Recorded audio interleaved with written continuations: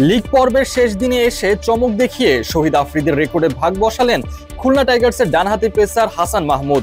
দুর্দান্ত line length মেনে bowling করে 4 ওভারে মাত্র 5 রান দিয়ে 2 উইকেট শিকার করেছেন তিনি।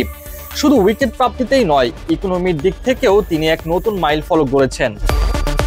অবশ্য কয়েকদিন আগে শরীফুল ইসলামও প্রায় একই রেকর্ড গড়েছিলেন, তবে বিপিএল এর রেকর্ড বুকে শরীফুলের চেয়ে খানিকটা এগিয়ে থাকছেন হাসান মাহমুদ। শরীফুল 5 রানে 4 উইকেট নিতে বল করেছিলেন 3.2 ওভার পর্যন্ত, আর হাসান নিজের 4 ওভারের পুরোটাই শেষ করেছেন ঢাকা ক্যাপিটালসের বিপক্ষে ম্যাচে।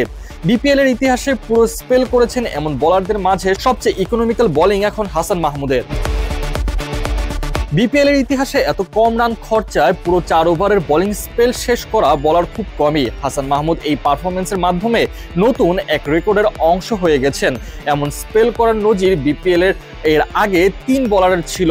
তারা হলেন শহীদ আফ্রিদি, যিনি 2015 সালে সিলেট সুপারস্টারের হয়ে বরিশাল বুলসের বিপক্ষে 4 ওভারে 5 রান দিয়ে 2 উইকেট নিয়েছিলেন।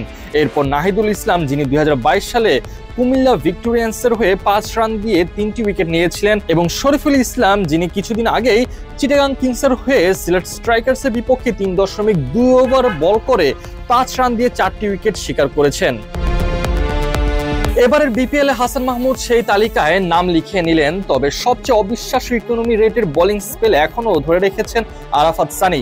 বিপিএল এর ইতিহাসে সবচেয়ে ইকোনমিক্যাল স্পেলটি করেছিলেন বাংলাদেশের বাঁহাতি স্পিনার আরাফাত সানি। 2016 সালে রংপুর রাইডার্সের হয়ে খুলনা টাইগার্সের বিপক্ষে মাত্র 2.4 ওভার বোলিং করে কোনো রান না দিয়ে 3 উইকেট শিকার করেছিলেন তিনি। তার এই অবিশ্বাস্য বোলিং স্পেল আজও বিপিএল এর ইতিহাসে অক্ষুণ্ণ রয়েছে।